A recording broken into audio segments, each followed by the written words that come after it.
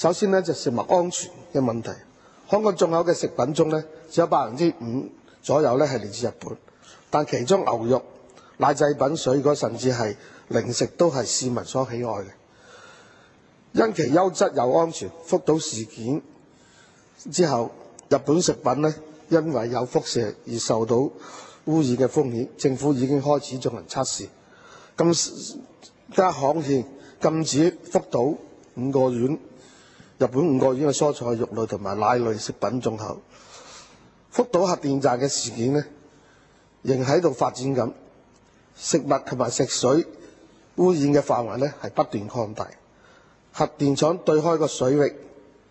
水質嚴重咁嘅污染濃度呢係激化，海產受到污染係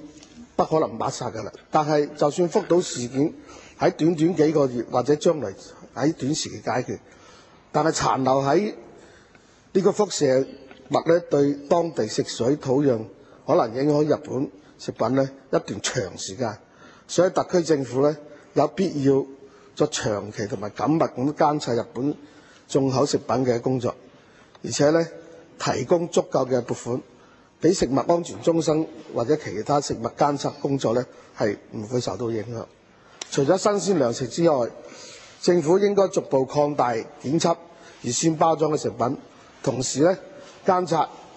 密咁監察事態發展。一旦福島事故危害加深，特區政府亦都必須研究擴大禁止輸入地區範圍，確保輸港嘅食品呢符合食品安全。